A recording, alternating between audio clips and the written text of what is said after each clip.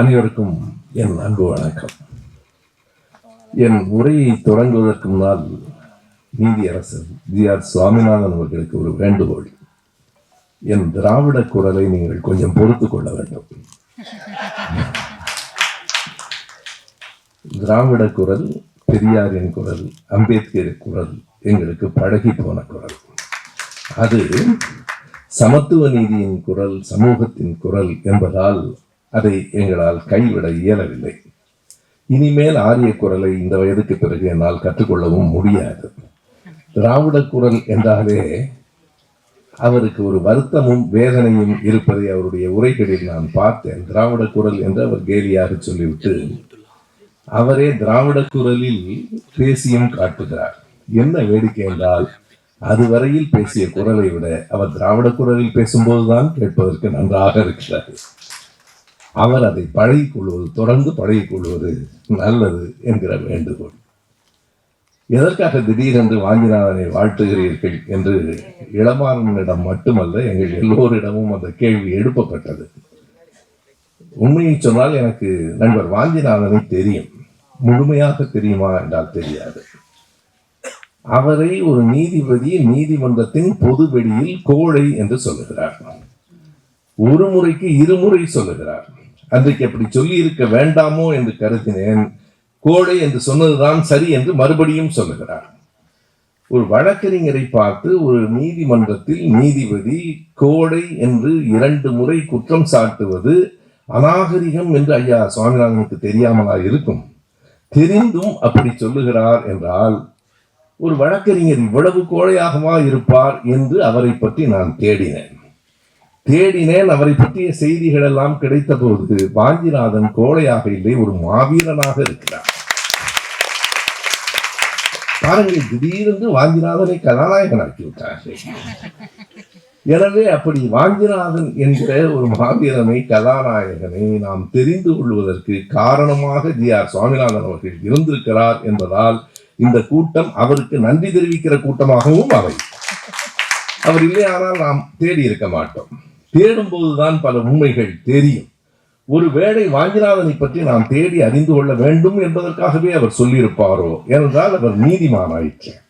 அவர் தவறாக சொல்லியிருக்க மாட்டார்.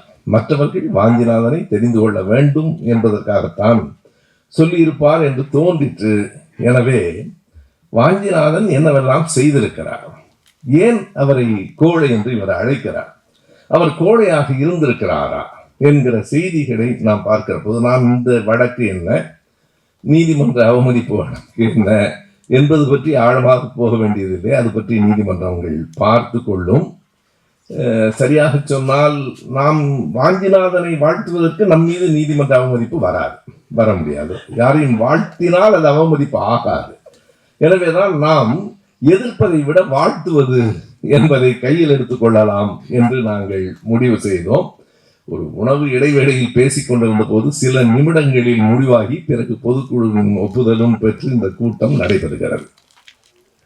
ஒருவர் வழக்கறிஞராக இருப்பது தொழில். அந்த தொழிலில் மட்டும் அவர் இருந்திருப்பாரானால் இத்தனை சிக்கல்களுக்கு அவர் ஆளாக நேர்ந்திருக்காது. வெறும் வழக்கறிஞராக இருந்தால் அவருக்கு சிக்கல் வராது. எப்போதும் நீங்கள் எண்ணி பார்க்கலாம்.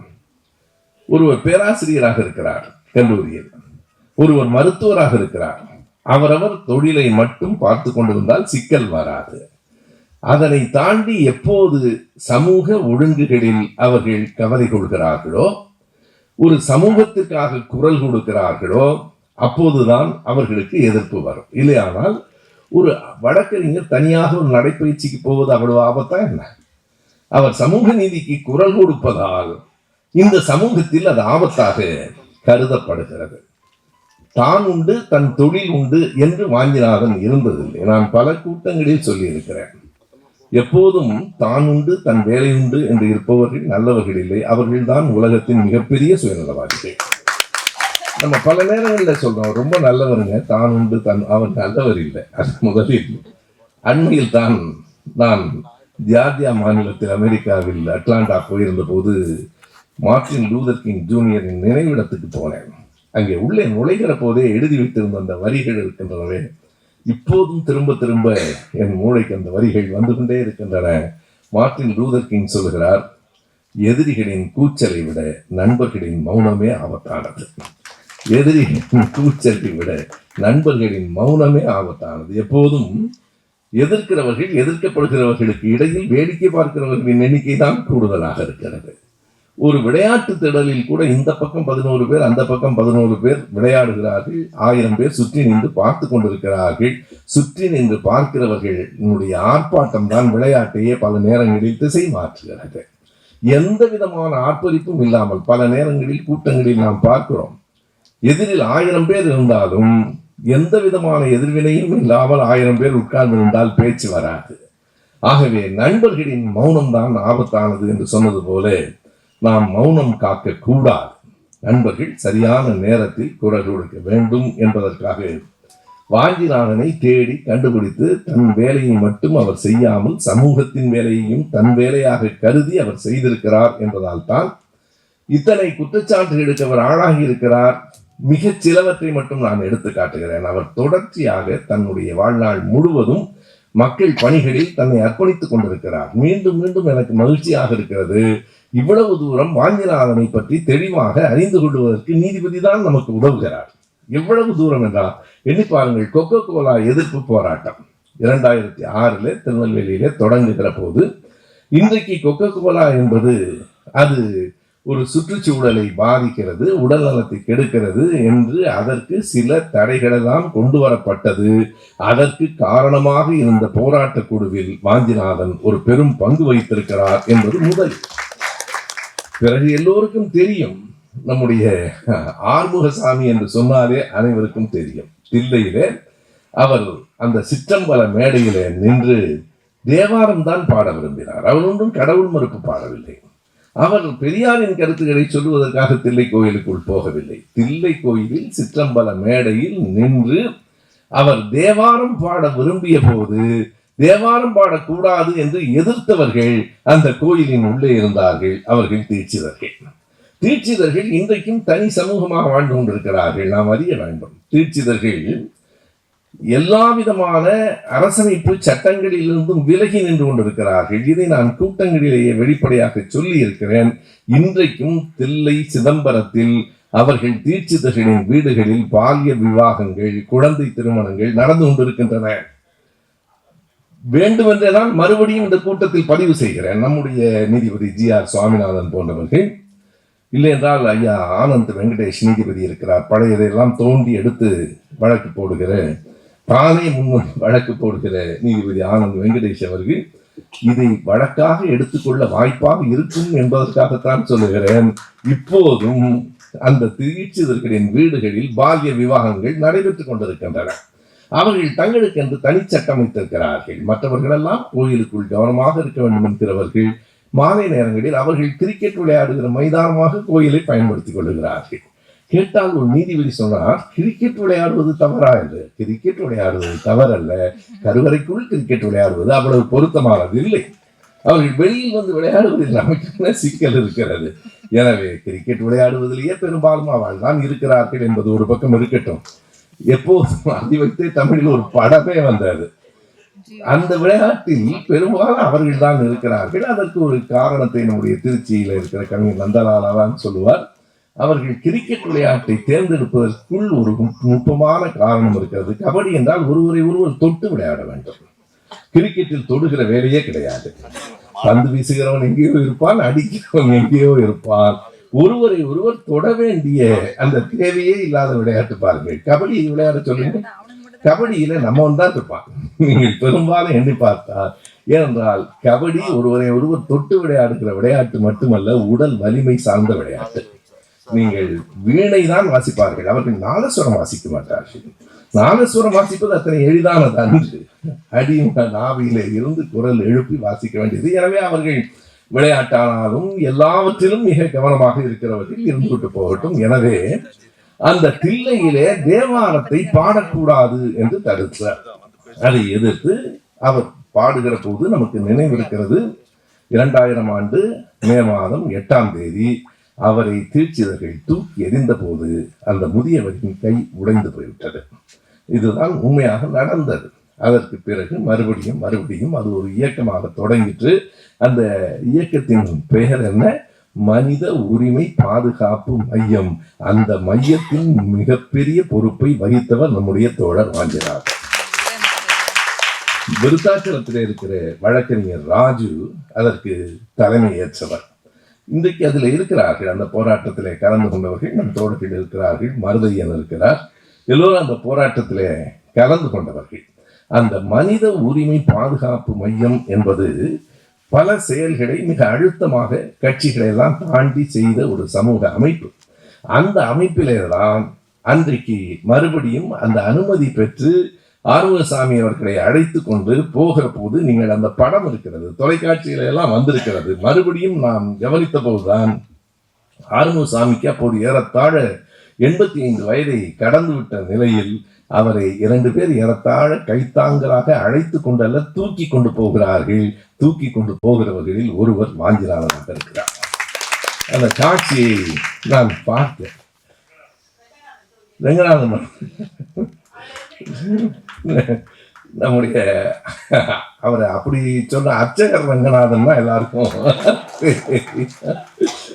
முதல் வரிசையிலேயே இருக்கிறார். அவர்களின் அர்ச்சகரினுடைய அனைத்து சாதியினரும் அர்ச்சகராகலாம் என்னும் குழுவை அமைத்ததிலேயே வாஞ்சிநாதனுக்கு பெரும் பங்கு உண்டு. அப்படித்தாங்க. ஆனால் எல்லோரும் இன்னும் அர்ச்சகர் ஆகவில்லை, அது இன்னொரு பக்கம். அதை அத்தனை எளிதில் விட்டு விட மாட்டார்கள். இப்போதும் நடந்து கொண்டிருக்கிற அந்த செய்தி, அந்த கை தாங்களாக அவரை ஆறுமுகசாமியை அழைத்து கொண்டு போன போது அமைதியான தீட்சிதர்கள் என்ன செய்தார்கள் என்றால், அந்த சிற்றம்பல மேடை முழுவதும் எண்ணெயை ஊற்றி வைத்தார்கள். எவ்வளவு நல்லவர்கள் பாருங்கள். ஜி.ஆர். சுவாமிநாதன் அவர்களுக்கு தான் தெரியும் அவர்கள் எவ்வளவு நல்லவர்கள் என்று அவருக்கு தெரியும். எனவே நாம் அவரை, நீதிபதியை ஒரு குறையும் ஒரு நாளும் சொல்லக்கூடாது. மிகுந்த மதிப்போடு தான் நான் பேசிக் கொண்டிருக்கிறேன். இல்லையானால் நீதிமன்ற அவமதிப்பு வரும். அந்த எண்ணெயை ஊற்றிவிட்டு தங்கள் உடம்பிலும் முழுக்க எண்ணெய் பூசியிருந்தார்கள். அது நேரடியாக பார்த்தவருக்கு தெரியும். ஏனென்றால் யாரும் பிடிக்கவும் முடியாது இல்லையா? எனவே உடம்பிலும் எண்ணெய் பூசி, அவர்கள் வாழ்க்கை முழுவதும் எண்ணெய் தான் பூசி கொண்டிருக்கிறார்கள். எப்போதும் எந்த இடத்திலும் பிடிபட்டு விடாமல் இருப்பதில் அவர்களுக்கு இயல்பான ஒரு பயிற்சி இருக்கிறது, வேற ஒன்றும் அல்ல. எனவே எண்ணெயை தடவி கொண்டு அந்த திண்ணையிலும் முழுக்க எண்ணெயை தடவி விட்டு அத்தனை கொடூரமாக என்னவெல்லாம் ஆயிற்றென்றால், எம்ஜிஆரினுடைய காலத்திலேயே நான் சொல்லுகிறேன், எதற்காக அந்த நிர்வாக அதிகாரி ஈஓ என்கிற ஒருவர் நியமிக்கப்பட்டார்? எம்ஜிஆரினுடைய இறுதி காலம். என்ன காரணம் சொல்லப்பட்டது? 2 செய்திகளை நாம் நினைவு கூற வேண்டும். இதையெல்லாம் நீதியரசர் அவர்கள் கவனத்துக்கும் நாம் கொண்டு போக வேண்டும். எதற்காக ஈஓ நியமித்தார்கள் என்றால், ஒரு பெரிய குற்றச்சாட்டு தீட்சிதர்களின் மீது வந்தது. ஒரு நகை காணாமல் போன போது இந்த கோயில் குருக்கள்கள் இவர்கள் தான் நகையை கொள்ளையெடுத்தார்கள் என்று இன்னொரு விதமான குருக்கள்கள் புகார் கொடுத்தார்கள். அவர்களுக்கு அதில் பங்கு போய் சேரவில்லை. எனவே இல்லை, அவர்கள் நேர்மையானவர்கள். அவர்களுக்கு போய் சேராத ஒரு ஆதங்கத்தால் அந்த குற்றச்சாட்டில் தான் ஒரு நிர்வாக அதிகாரி, அதுவும் நான் எதற்கு இதை குறிப்பிடுகிறேன் என்றால், அப்போதுதான் முதலாக உண்டியல் வைக்கப்படுகிறது. உண்டியலில் என்ன செய்தார்கள் என்றால், உண்டியலுக்குள்ளும் எண்ணெய் ஊற்றினார்கள். இவர்கள் எண்ணெயை எப்போதும் கையில் வைத்திருப்பார்கள் போல, எல்லா இடத்திலும் எண்ணெய் ஊற்றி விடும். நீ அர்ச்சனை தட்டில் காசு போடு, உண்டியலில் போடாது. அதுதான் அவர்களுக்கான அடிப்படையான நோக்கம். அர்ச்சனை தட்டில் போட்டால் அவர்களுக்கு போய் சேரும், உண்டியலில் போட்டால் கோயிலுக்கு போகும். கோயிலுக்கு போனால் சேகர்பாபு மாதிரியானவர்கள் வந்து கல்வி கூடங்களை தொடங்கி விடுவார்கள். அவர்கள் என்ன என்றால், நம்முடைய திராவிட மாடல் அரசை பற்றியெல்லாம் அவர்கள் முன்கூட்டியே அறிந்து வைத்திருக்கிறார்கள். இவர்கள் வந்தால் கோயில் பணத்தை மக்களுக்கு செலவழிக்கலாமா? மக்களுடையதுதானே கோயில். இவர்கள் கோயில் தங்களுடையது என்று கருதுகிறார்கள். இதுதான் அவர்களுக்கு நமக்கும் இருக்கிற அடிப்படையான வேறுபாடு. நாம் எப்போதோ நம்முடைய தலைவர் எழுதிவிட்டார், கோயில் கூடாது என்பதல்ல, கோயில் கொள்ளைக்காரர்களின் கூடாரமாக ஆகக்கூடாது. அவருக்கு 52லேயே புரிந்திருக்கிறது பாருங்க. 1952 அந்த வசனம் எல்லாம் எழுதுகிற போது கலைஞருக்கு வெறும் 28 வயது. 28 வயதில் 82 வயதுக்காரருக்கான முதுமையோடு அவர் எழுதினார். 82 வயதில் இளைஞன் என்கிற படத்துக்கு கதை வசனம் எழுதினார். அதுதான் கலைஞர். ஆகையினாலே அப்படி அந்த உண்டியலிலும் எண்ணெய் ஊற்றினார்கள். இது போக இந்த அறநிலையத்துறை என்று தொடங்கப்பட்டதே எதற்காக? அறநிலையத்துறை என்பதே நாம் முடிவு செய்து தொடங்கவில்லை. அந்த வரலாற்றை நாம் படித்தால் நமக்கு தெரியும். 2 பேர் மிக தெளிவாக விரிவாக எழுதியிருக்கிறார்கள். முரசொலி மாறன் அவர்கள் தொட்டு சென்றிருக்கிறார். அதை விரிவாக எழுதியிருக்கிறவர்கள் அண்ணன் திருநாவுக்கரசு அவர்களும் நம் பேராசிரியர் நம்பி ஆரூரன் அவர்களும். நம்பி ஆரூரன் அந்த சான்றுகளோடு எழுதியிருக்கிறார். 1917 சைவ லட்சண சபை என்கிற ஒரு பக்திமான்களின் கூட்டம்தான் கோயில் கொள்ளையடிக்கப்படுகிறது. ஒரு குறிப்பிட்டவர்களின் கைகளில் கோயில்கள் சிக்கி இருக்கின்றன. எனவே அரசு அதனை எடுத்துக்கொள்ள வேண்டும் என்று சொன்னவர்கள் முதலில் அவர்கள் தான். அங்கிருந்துதான் அது வருகிறது. அதைத்தான் நீதி கட்சி எடுத்துக்கொள்கிறது. இந்த குரல் எல்லாம் நம்முடைய நீதிபதி அவர்களின் காதுகளில் விழவில்லை. இது பற்றி அவருக்கு கவலை இல்லை. திராவிட குரல் மீதுதான் அவர் கோபம் இருக்கிறதே தவிர ஹைகோர்ட்டாவது மயிராவது என்று பேசிய பாரதிய குரல் அவருக்கு கேட்கவே இல்லை. பாருங்கள், அந்த பாரதிய குரல் மீது என்ன சொல்லுகிறார்கள்? ஹைகோர்ட்டை பற்றி நீதிபதி எதற்கு கூடுதலாக கவலைப்பட்டிருக்க வேண்டும்? ஒரு பொறுப்பில் இருக்கிற ஒரு கட்சி, பெரிய கட்சியின் பொறுப்பில் இருக்கிற ஒருவர் ஹைகோர்ட்டாவது மயிராவது என்கிறார். அவருக்கு இதுவரைக்கும் இந்த தண்டனையாவது யாராவது கொடுத்தார்களா? நீதிமன்ற அவமதிப்பு மீது தொடுக்கப்பட்டதா? ஏனென்றால் அவர்கள் பேசலாம், நீங்கள் அதற்காக பேசக்கூடாது. அவர்கள் என்ன வேண்டுமானாலும் பேசலாம். அதுதான் இந்த நாட்டின் சட்டம். எனவே அறநிலையத்துறை என்பதே அவர்களிடமிருந்து, பக்திமான்களிடமிருந்து வந்த கோரிக்கையை ஏற்றுக்கொண்டு செய்யப்பட்டதுதான். எனவே ஆறுமுகசாமியினுடைய வழக்கு என்பது இன்றைக்கும் பக்திமான்களுக்கு இடையிலேயே அவர்கள் வெறுமனே கடவுள் மறுப்பாளர்களை எதிர்க்கிறவர்கள் இல்லை, கடவுள் நம்பிக்கை உடையவர்களையும் சாதி பார்த்து அதனை முடிவு செய்கிறவர்கள். ஏன் ஆறுமுகசாமிக்கு தேவாரம் தெரியும்? ஆறுமுகசாமி சிதம்பரத்துக்கு பக்கத்திலே இருக்கிற அந்த ஒரு சிற்றூரில் தான் வசித்து இல்லறத்தை துறந்து துறவரத்தில் வாழ்ந்து சைவத்திற்காகவே தன்னை அர்ப்பணித்துக் கொண்டார். ஆனால் அவரை இவர்கள் ஏன் ஏற்கவில்லை? அதுதான் அடிப்படையான காரணம். அவர்கள் எந்த ஒன்றிலும் இந்த நாட்டிலேயே நீங்கள் எண்ணி பார்க்கலாம், இந்த நாட்டில் எல்லாவற்றையும் சாதிதான் தீர்மானிக்கிறது, அனைத்தையும் சாதிதான் தீர்மானிக்கிறது. நான் நீதிபதி அவர்களினுடைய கூற்றுக்கு பின்னால் வருகிறேன். நான் 2.5 மாதம் வெளிநாட்டில் இருந்தேன், பிள்ளைகளை பார்க்க போயிருந்தேன், நீங்கள் அறிவீர்கள். அங்கே அந்த கலாச்சாரம் முற்றுமே சரியானது என்றெல்லாம் சொல்ல முடியாது. எல்லா பண்பாட்டிலும் குறைகளும் உண்டு, நிறைகளும் உண்டு.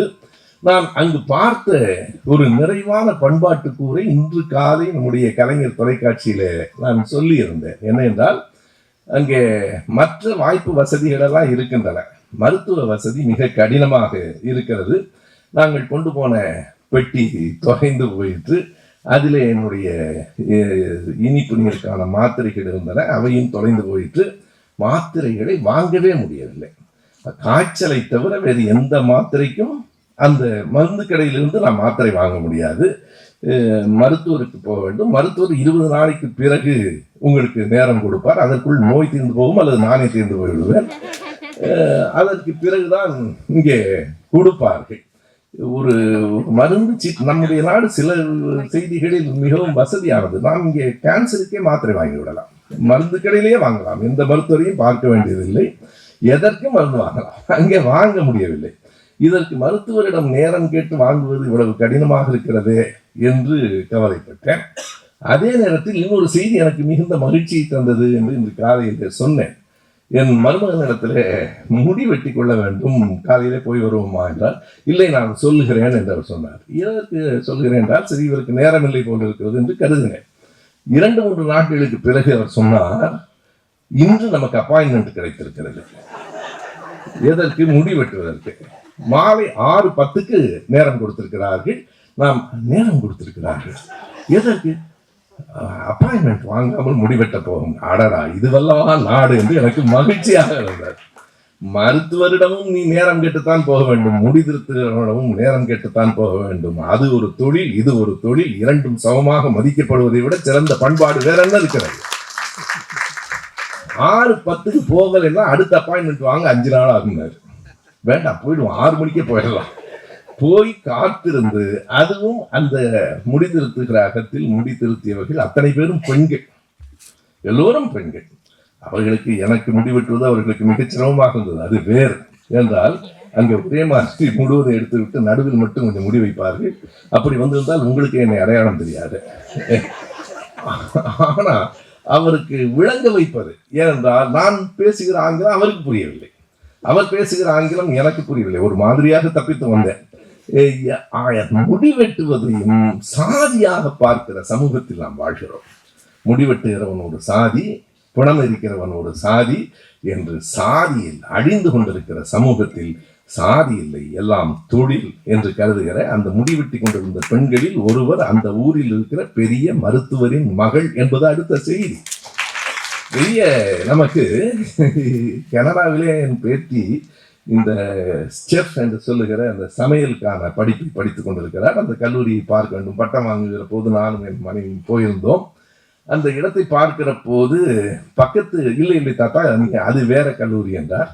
அது என்ன கல்லூரி என்று கேட்டேன். இது சமைப்பதற்கான கல்லூரி, அது முடிதிருத்தத்தை கற்றுக் கொடுக்கிற கல்லூரி, அதற்கும் கல்லூரி இருக்கிறது. எனவே எல்லாம் படிப்பு, எல்லாம் சமூகத்தில் சமமானது என்கிற நிலை கொண்டு வர வேண்டும் என்று நாம் விரும்புகிறோம். சாமிநாதன் நீதிபதி அவர்கள் கோபித்துக் கொள்கிறார். நாம் என்ன செய்வது? அவர் அடையாளத்தை அதை வைத்துக் கொண்டு பல தீர்ப்புகளை சொல்லுகிறார். போகட்டும், நம்முடைய மறுபடியும் வாஞ்சிநாதன் கொண்டு விடலாம். வாஞ்சிநாதன் ஆறுமுகசாமியில இருந்து வந்தால் அவர்தான் சமச்சீர் கல்விக்காக நடந்த போராட்டத்தில், ஜெயலலிதாவை எதிர்த்து நடந்த போராட்டத்தில் 2011 உசிலம்பட்டியில் மக்களோடு நின்று போராடி கைது செய்யப்பட்டவர் நம்முடைய வாஞ்சிநாதன். வாஞ்சிநாதனை நாம் பொழுது போகாமல் வாழ்த்தவில்லை. வாஞ்சிநாதன் மீது நமக்கு இருக்கிற அன்பு, அவரை பற்றி தேடுகிற போதுதான் நமக்கு கிடைக்கிறது. சமச்சீர் கல்விக்காக நாம் எவ்வளவு போராடினோம். தலைவர் கலைஞர் அவர்கள் சமச்சீர் கல்வி வந்தபோது எவ்வளவு மகிழ்ச்சி அடைந்தார் என்பது எனக்கு தெரியும். இன்றைக்கு தமிழ்நாடு முழுவதும் அதனை திமுக கொண்டாடியது. அந்த போராட்டங்களில் ஈடுபட்டவர்களில், அந்த குழுவிற்கு தலைமை வைத்தவர்களில் நம்முடைய தோழர் வாஞ்சிநாதனும் ஒருவர். எல்லாவற்றையும் தாண்டி மிகப்பெரிய செய்தியாக அவர் செய்த ஒன்றை நாம் சொல்ல வேண்டும். இந்த தாது மணல் கொள்ளையடிக்கப்படுகிறது. தமிழ்நாடு முழுவதும் தாது மணல் கொள்ளையடிக்கப்படுகிறது. அதனை வாஞ்சிநாதன் என்ன செய்தார் என்றால், அவரும் அவருடைய குழுவினரும் அவர்கள் அறியாமல் உள்ளே போய் படம் எடுத்து, சாதாரணமல்ல, உயிரை பணயம் வைத்து செய்த காரியம்.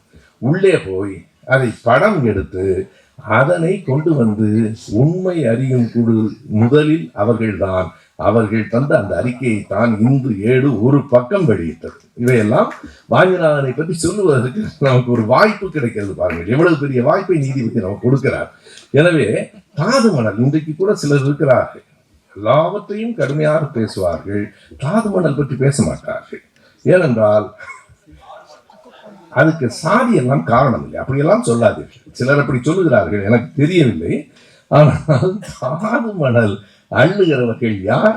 அவர்கள் எந்த சமூகத்தை சார்ந்தவர்கள்? இங்கே பேசுகிறவர்கள் திராவிட மாடல் அரசு என்ன செய்து விட்டது என்று கேட்கிறவர்கள் அதை பற்றி ஒரு நாளும் பேச மாட்டார்கள். ஆனால் வாஞ்சிநாதன் அந்த உண்மை அறியும் குழுவில் உயிரை பணயம் வைத்து உள்ளே சென்று எல்லாவற்றையும் கண்டுபிடித்து வெளியே கொண்டு வந்தவர்களில் ஒருவர் வாஞ்சிநாதன் என்பதற்கு நாம் ஒரு கையொலி எழுப்பி அவருக்கு நம்முடைய வாழ்த்துக்களை தெரிவித்தார். பிறகு நாம் எல்லோரும் அறிவோம், அந்த ஸ்டெர்லைட் ஆலை, தூத்துக்குடி ஸ்டெர்லைட் ஆலையில முதலில் ஒரு கிராம மக்களோடு சேர்ந்து ஒரு குழுவை அமைத்து ஒரு விழிப்புணர்ச்சியை ஏற்படுத்தி, இந்த ஸ்டெர்லைட் என்பது முழுக்க முழுக்க சுற்றுச்சூழலுக்கு எதிரானது என்பதை அதை மக்களிடத்திலே கொண்டு வந்து நிறுத்தியவர்களில் வாஞ்சிநாதனுக்கு ஒரு பெரிய இடம் உண்டு.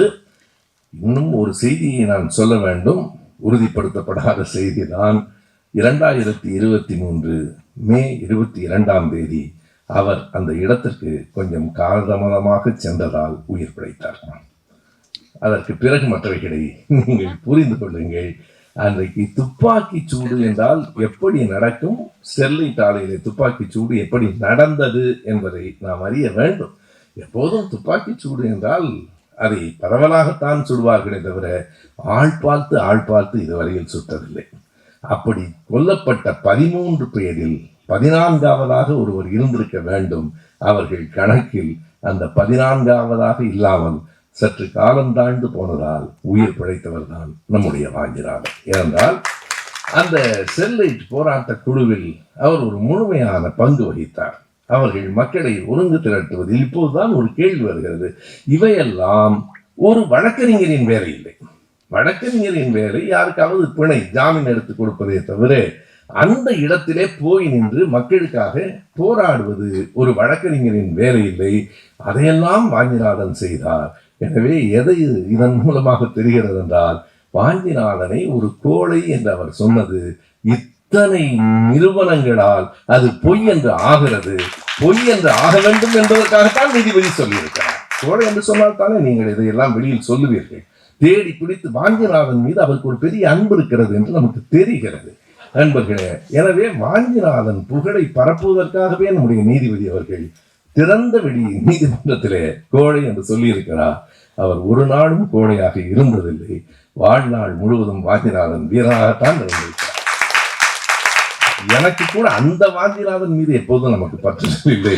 இந்த வாஞ்சிநாதன் மீது ஒரு பற்றுதல் வருகிறது. நான் அதை தலைப்பை சொல்லுகிற போதே சொன்னேன். வாழ்த்துவோம் மாவீரன் வாஞ்சிநாதனை என்றால் வேறு மாதிரி நினைத்துக் கொள்ளப் போகிறார்கள். வழக்கறிஞர் வாஞ்சிநாதனை என்று கவனமாக போட்டு விடுங்கள். ஏனென்றால் நமக்கு அந்த வாஞ்சிநாதன் மீது பல கருத்து வேறுபாடுகள் உண்டு. அந்த வாஞ்சிநாதன் அல்ல, நம்முடைய சலபதி அவர்களுக்கு நன்றி சொல்ல வேண்டும். ஆஷ் துறை பற்றி அவர் தந்திருக்கிற அந்த ஆய்வுகள் மிக அருமையானவை.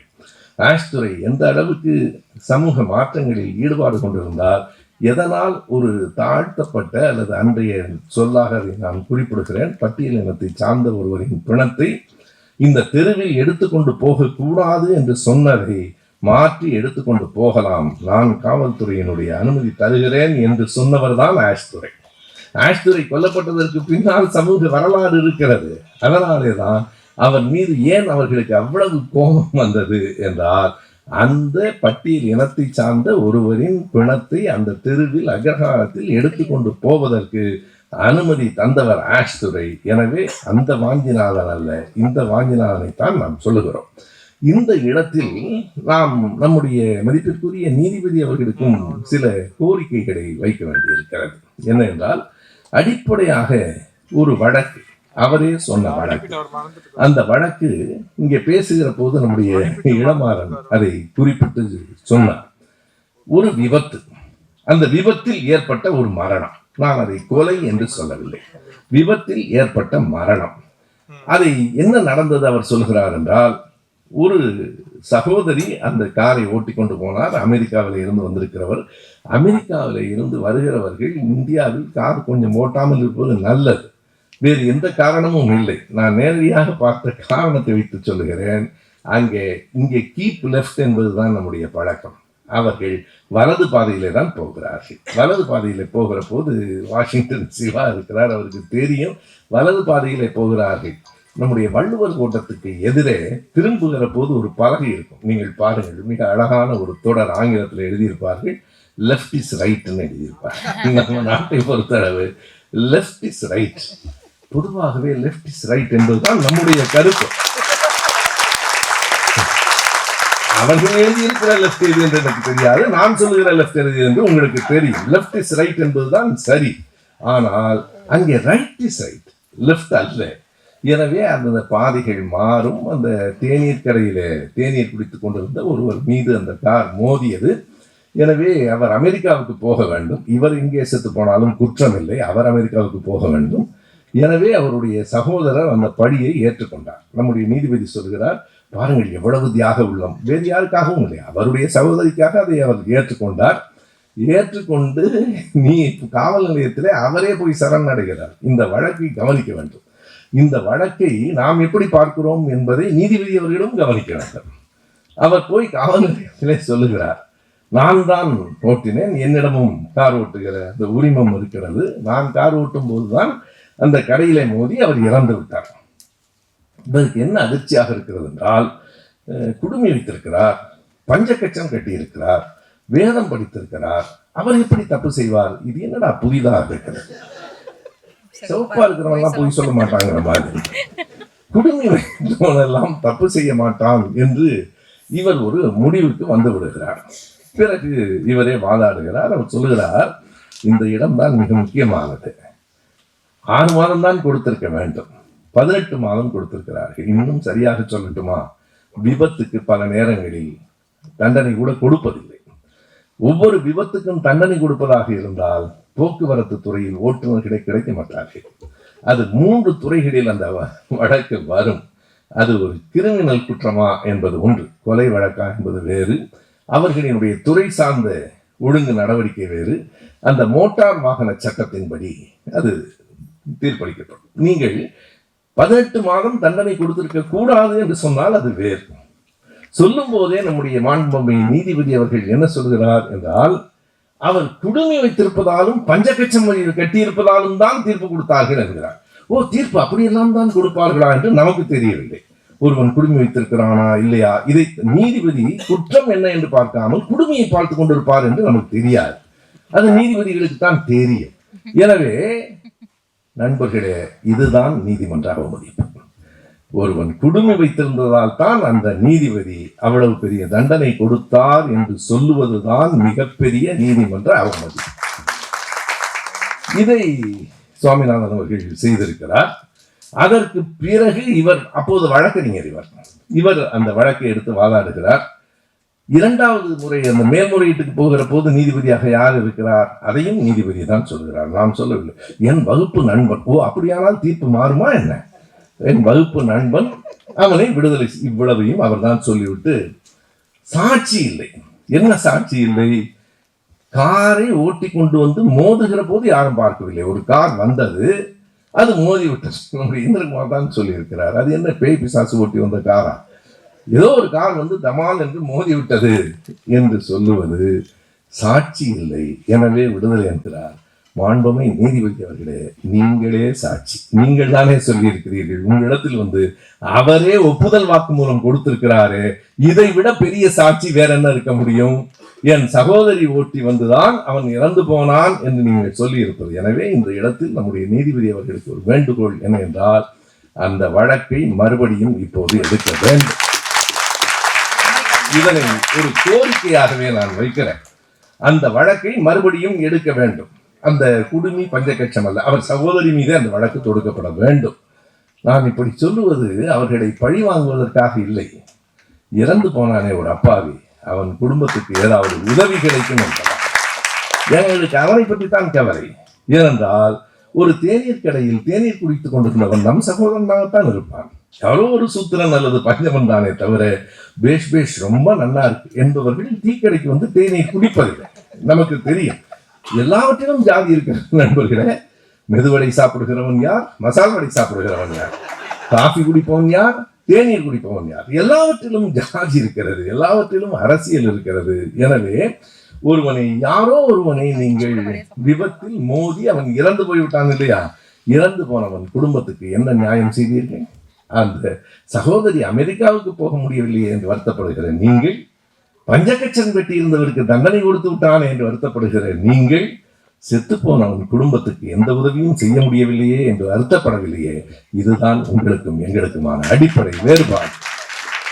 நீங்கள் யாருக்காக கவலைப்படுகிறீர்கள், நாங்கள் யாருக்காக கவலைப்படுகிறோம் என்பதுதான் இந்த இடத்தில் இருக்கிற அடிப்படையான வேறுபாடு. அதை நீங்கள் எடுக்க வேண்டும்.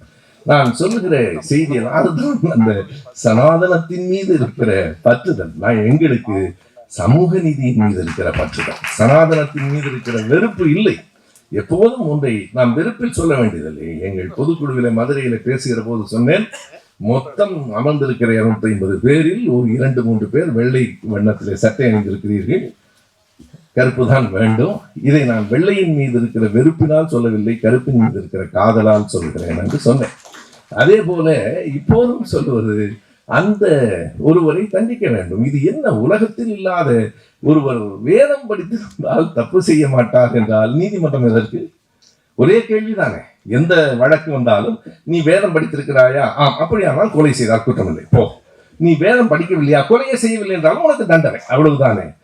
இதைத்தான் வாஞ்சிநாதன் சொன்னார். எனவே இப்போது இதை யார், வாஞ்சிநாதன் கூற்றுக்கு யார் சாட்சியாக இருக்கிறார் என்றால், நம்முடைய நீதியரசர் ஐயா சாமிநாதன் தான் சாட்சியாக இருக்கிறார். அவர் தான் சொல்லுகிறார், பஞ்சகட்சம் கட்டியிருந்து குடுமி வைத்திருந்ததால் தண்டனை கொடுத்தான், நான் அவன் தப்பு செய்திருக்க மாட்டான் என்று முடிவு செய்து அவனுக்காக வாதாடினேன் என்று சொல்கிறார். இது ஒன்று. இன்னொன்று சவுக்கு சங்கர் வழக்கு. சவுக்கு சங்கர் வழக்கு என்ன என்பதெல்லாம் எனக்கு கவலை இல்லை. நம்முடைய நீதிபதி சொல்கிறார், 2 பேர் எனக்கு வந்து அழுத்தம் கொடுத்தார்கள். அந்த மர்ம மனிதர்களை இன்று வரை அவர் அடையாளம் காட்டவில்லை. நான் என்ன சொல்லுகிறேன் என்றால், நீங்கள் ஒரு நேர்மையான நீதிபதி என்றால் உங்களிடத்திலே வந்து ஒருவன் தீர்ப்பை இப்படி எழுதுங்கள் என்று சொன்னவுடனேயே அவனை காவல்துறைக்கு அனுப்பியிருக்க வேண்டாமா? தீர்ப்பை எழுத சொல்லுவது நீங்கள் நீதிபதி, யாரோ ஒருவன் தீர்ப்பு எடுத்து சொல்லுவான் என்றால் அழுத்தம் கொடுத்தவர்கள் யார் என்கிற உண்மையை மாண்புமிகு நீதிபதி அவர்கள் இப்போதாவது வெளியிட வேண்டும். இது இரண்டாவதுக்கு வைக்கிற நாம் கோரிக்கை. நீதிபதி தான் நம்முடைய கேள்வி கேட்க வேண்டும். அது நீதிமன்றத்தில். நாமும் நீதிபதியை கேள்வி கேட்கலாம் மக்கள் மன்றத்தில். இது அடிப்படையான செய்தி. நமக்கும் ஐயா பெரியாருக்கும் வேறுபாடு என்ன என்றால், நீதிபதிகளை நீதிமன்றத்திலேயே கேள்வி கேட்டவர் பெரியார். என்றைக்கும் எப்போதும் எந்த நீதிபதியை பார்த்து அவர் பயன்படுத்தி இருக்கிற அந்த சொற்கள் எல்லாம் இந்த நீதி கெட்டது யாரால் என்கிற மலையப்பன் வழக்கு என்றால் எல்லோருக்கும் தெரியும். நமக்கு நீதிமன்றங்கள், சிறை எல்லாம் மக்களுக்காக போராடுகிற போது இயல்பாக எனக்கு பொடா சிறையில் இருந்தபோது நானும் நம்ம நண்பர் புதுக்கோட்டை பாவாணனும் எங்களுக்கு தமிழில் அறிக்கை வேண்டும் என்று கேட்டோம். நீதிபதி கேட்டார், நீங்கள் எல்லாம் படித்திருக்கிறீர்கள், உங்களுக்கு தமிழ் தெரியாதா என்றார். பாவாணன், எனக்கு ஆங்கிலம் தெரியாதா என்றார். ஆங்கிலம் தெரியாது, தமிழ் தான் வேண்டும். உங்களுக்கு ஆங்கிலம் தெரியாதா என்றார். நான் சொன்னேன், எனக்கு ஆங்கிலம் நன்றாக தெரியும், ஆனால் என் தாய்மொழி தமிழ், எனவே தமிழில் தான் அறிக்கை வேண்டும். எனக்கு ஆங்கிலம் தெரியுமா இல்லையா என்பதல்ல சிக்கல், என் தாய்மொழியிலே தான் எனக்கு அறிக்கை வேண்டும் என்று கேட்டேன். அதற்கு ஒரு 3 மாதம் ஆகும் என்றால் நாங்கள் சிறையில் இருக்கோம். அதெல்லாம் நீங்கள் அதை காட்டி தமிழில் தர முடியாது என்று சொல்ல முடியாது. அறிஞர் அண்ணா அவர்களுக்கு முதலாக ஒரு தண்டனை வழங்கப்பட்டது. 3 மாதம் என்று சொன்னார்கள். 3 மாதம் என்று சொன்னதை பற்றி கேட்கிற போது அண்ணா சொன்னார், எனக்கு மகிழ்ச்சியாக இருந்தது. ஒரு திருமணமான பெண்ணை பார்த்து ஒரு 6 மாதத்திற்கு பிறகு அந்த ஒரு மருத்துவர் சோதனை செய்துவிட்டு, உனக்கு 3 மாதம் என்று சொன்னால் எவ்வளவு மகிழ்ச்சி அடைவாளோ அப்படித்தான் நானும் மகிழ்ச்சி அடைகிறேன் என்று அண்ணா சொன்னார். எனவே இந்த சிறைகளை எல்லாம் நாம் பார்த்திருக்கிறோம். இப்போது நாம் சொல்லுகிற செய்தி என்றால், நீதிபதி அவர்களே, நீங்கள் இந்த வழக்குகளை மறுபடியும் எடுக்க வேண்டும். இந்த மன்றத்தில் வாஞ்சிநாதனை பாராட்டுவதோடு நீதிபதி அவர்களுக்கு நாம் வைக்கிற கோரிக்கை, அந்த கார் விபத்திலே இறந்து போனவன் யார் என்று தெரிய வேண்டும். இறந்து போனவன் குடும்பத்துக்கு ஏதேனும் நன்மை நடந்தாக வேண்டும். எனவே அந்த விபத்துக்கு காரணமானவர்கள் வழக்கு மறுபடியும் தொடுக்கப்பட்டு தண்டிக்கப்பட வேண்டும். இது மீண்டும் சமூக வலைத்தளங்களிலே பரவ வேண்டும். அந்த வழக்கை மறுபடியும் எடுக்க வேண்டும் என்பது நம்முடைய கோரிக்கை. முடிந்தால் வாஞ்சிநாதன் அவர்களை வைத்து நாமே வழக்கை தொடுத்து விடலாம். மிக அருமையான ஒரு செய்தியாக அது அமையும். அந்த இப்போது சுவாமிநாதன் அவர்களுக்கு ஒரு கவலை வரலாம். எதையோ சொல்ல போய் ஏதோ ஒரு வழக்கு மறுபடியும் கிளம்புகிறது. அதுவும் வேதம் படித்தவன் மீது ஒரு வழக்கு வரப்போகிறது. வேதம் படித்தவனா இல்லையா என்பது எங்களுக்கு சிக்கல் இல்லை. சட்டம் படித்தவர்கள் என்ன செய்ய வேண்டும் என்பதை வாஞ்சிநாதன் செய்து கொண்டிருக்கிறார். எனவே இந்த சூழல் என்னவாக இருக்கிறது? இப்போது நான் சொன்னதெல்லாம் வாஞ்சிநாதன் பற்றிய செய்திகள். இன்றைக்கு இந்த நீதிமன்ற அமைப்புகள் எப்படி இயங்குகின்றன என்பது, இதனை தாண்டி நாம் சிந்திக்க வேண்டிய செய்தி என்ன என்றால், இந்த போக்குகள் இது ஒரு விதமான மிரட்டலான போக்கு. நீதிபதியாக இருக்கிறவர் அவர் மீது உள்நோக்கம் கற்பித்தால் காரணம் சொல்ல வேண்டும் என்றுதான் சொல்லுகிறது தவிர தீர்ப்பை விமர்சிக்கவே கூடாது என்று சொல்ல முடியாது. வாஞ்சிநாதனே ஒரு உச்ச நீதிமன்ற தீர்ப்பை எரித்து அதற்காக சிறைக்கு போனவர் தான். ஐயா பெரியார் அவர்கள் எத்தனையோ தீர்ப்புகளை எரித்திருக்கிறார். திமுக கழகம் அரசமைப்பு சட்டத்தின் ஒரு பகுதியை கூட எரித்து சிறைக்கு போயிருக்கிறோம். பதவியை எல்லாம் இழந்திருக்கிறோம். ஆனால் எதுவுமே பேச முடியாது. தோழர் அருள்மொழிதான் மிக சரியாக சொன்னார். இதில் நீதிபதி சுவாமிநாதன் அவர்களுக்கு ஏதேனும் உள்நோக்கம் இருக்கிறது என்று நினைக்கிறீர்களா என்று கேட்டார்கள். எந்த உள்நோக்கமும் இல்லை, எல்லாம் வெளிப்படையான நோக்கம் தான். உள்நோக்கம் எல்லாம் வெளிப்படையான நோக்கம் தான். உள்நோக்கம் தான் கற்பிக்க கூடாது. வெளிப்படையான நோக்கத்தை சொல்லலாம் இல்லையா? வெளிப்படையான நோக்கம் அவர்களினுடைய ஒவ்வொரு அசைவிலிருந்தும் ஒவ்வொரு பேச்சிலிருந்தும் வருகிறது. நேற்றைக்கு மதுரை தொடர்வண்டி நிலையத்தில் இறங்குகிற போது திடீரென்று ஒரு நண்பரை சந்தித்தோம். அதே ரயிலில் இன்னொரு வண்டியில் வந்திருக்கிறார். எல்லோரும் இவ்வளவு கருப்பு சட்டை கூடியிருக்கிறதே என்று அவர் பார்த்தார். அது மகிழ்ச்சியாக ஒரு வருத்தத்தோடு தான் பார்த்திருப்பார். இவ்வளவு கருப்பு சட்டை இருக்கிறது என்று. பிறகு நடுவில் நான் இருந்தேன்.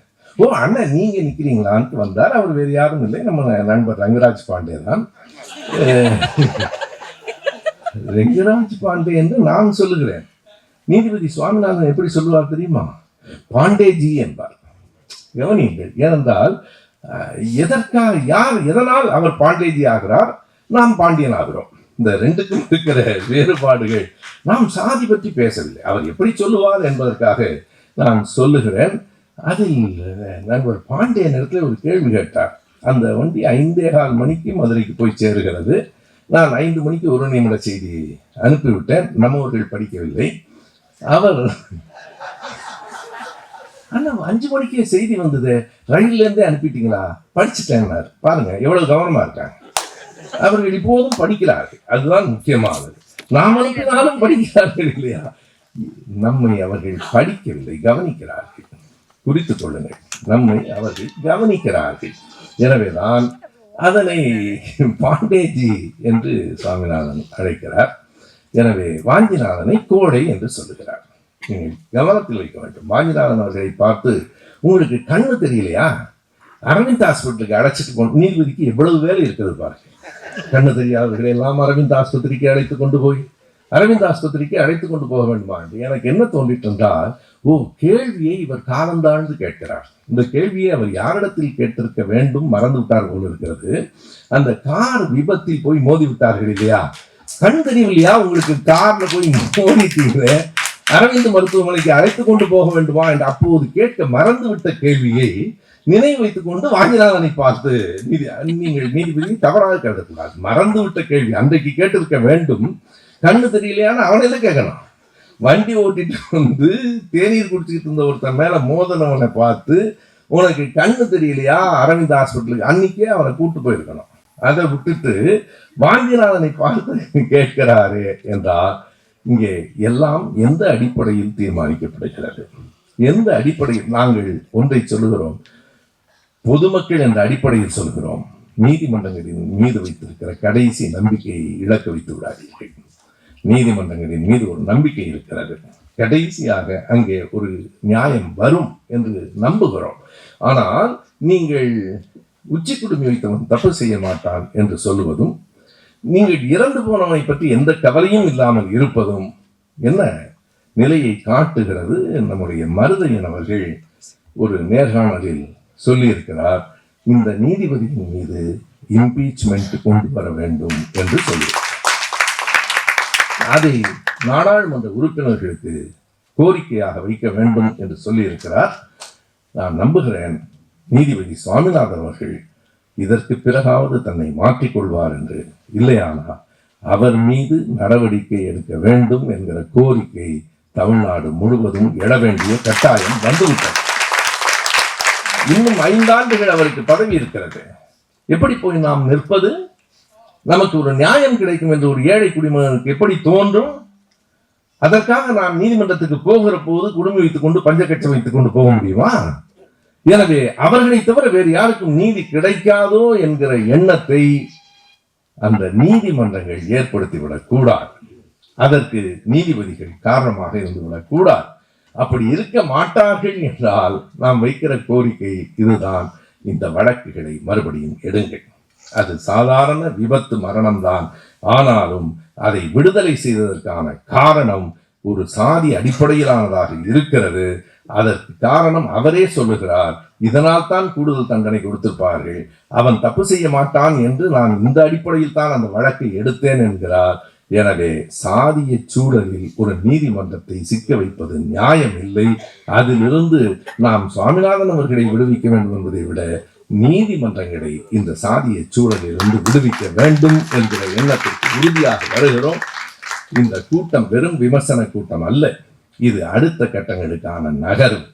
நான் குறிப்பிடுகிற மாதிரி இந்த கூட்டத்தின் தொடர்ச்சியாக நாம் வாஞ்சிநாதன் அவர்களையே தொடர்பு கொண்டு மறுபடியும் அந்த வழக்கை எடுக்க வேண்டும். நான் அதற்காகத்தான் சொன்னேன், நீதிபதி ஆனந்த் வெங்கடேஷ் அவர்கள் முடிந்து போன எத்தனை வழக்குகளை மறுபடியும் தோண்டி எடுத்து ஒரு சமூக சேவை ஆற்ற வேண்டும் என்று கருதுகிறார் இல்லையா? இந்த சமூக சேவையையும் அவர் ஆற்ற வேண்டும் என்று நீதிபதி ஆனந்த் வெங்கடேஷ் அவர்களுக்கும் குறிப்பாக நான் கோரிக்கை வைக்கிறேன். காரணம், அவர்தான் பழைய வழக்குகளை எல்லாம் திரும்ப திரும்ப எடுத்து கொண்டிருக்கிறார். திராவிட இயக்கத்தினர் மீது மட்டும்தான் பழைய வழக்குகளை எடுக்க வேண்டும் என்பதில்லை, பஞ்சக்கச்சம் கட்டியவர்கள் மீதும் எடுக்கலாம். அதற்கு நீங்கள் தான் வழிகாட்டி இருக்கிறீர்கள். இனி நாங்கள் தொடர்ந்து நீங்கள் செய்வதை அப்படியே கேட்டுக்கொண்டிருக்க முடியாது. மக்கள் மன்றம் எழும், நியாயங்களுக்காக கோரிக்கை தரும். நீங்கள் பார்க்கலாம், இன்றைக்கு தமிழ்நாடு முழுவதும் இது ஒரு நீதிபதிக்கும் ஒரு வழக்கறிஞருக்கும் இடையில் நடந்திருந்த வெறும் பிரச்சனை என்று சொன்னால் தமிழ்நாட்டில் இத்தனை பெரிய எழுச்சி வந்திருக்குமா? இத்தனை வழக்கறிஞர்கள் ஆர்ப்பாட்டம் நடத்தியிருப்பார்களா?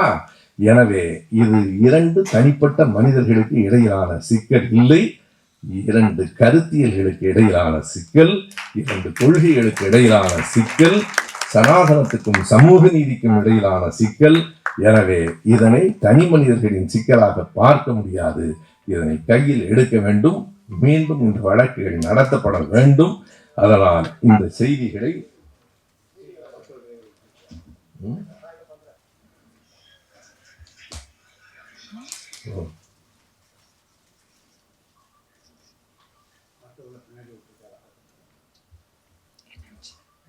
அதாவது எனக்கு முதல்ல வருகிற போது என்ன என்று தெரியவில்லை. இது மக்களிடம் எந்த அளவுக்கு ஒரு எழுச்சி ஏற்படுத்துகிறது என்பதற்கு ஒரு ஆட்டோ ஓட்டுகிற ஒரு ஓட்டுநர் தன்னுடைய ஆட்டோவில் இதை ஒட்டி இருக்கிறார்.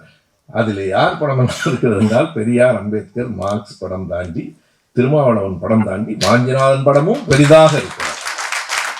வாஞ்சிநாதன் படமும்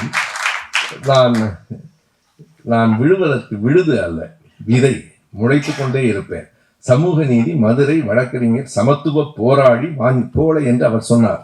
ஒரு ஆட்டோ ஓட்டுகிற தோழர் சொல்கிறார், சமத்துவ போராடி வாஞ்சிநாதன் அவர்களை முடக்க நினைக்காதீர்கள் என்று.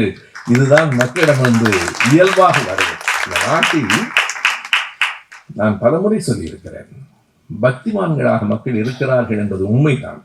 பக்தியாக இருக்கிறவர்கள் எல்லோரும் உங்களோடு இருப்பார்கள் என்று கருதாதீர்கள். ஆறுமுகசாமிகள் இன்னும் 1000 பேர் இருக்கிறார். நான் திரும்ப திரும்ப சொல்லுவேன், திருச்செந்தூருக்கு போய்விட்டு வந்து திமுகவுக்கு தான் வாக்களிக்கிறான். திருச்செந்தூரில் கூட்டம் கூடிவிட்டதே என்று மகிழ்ச்சி அடையாதீர்கள். வந்து அப்துல்லாவுக்கு வாக்களிப்பார். எனவே அங்கே முருகன், இங்கே அப்துல்லா, அவனுக்கு அது பிரச்சனை அல்ல. ஒரு ஆட்டோ ஓட்டுநர் ஒரு படம் எடுத்து எனக்கு அனுப்பியிருந்தார். அவர் அந்த ஆட்டோவில் 2 படங்களை ஒட்டி வைத்திருக்கிறார்.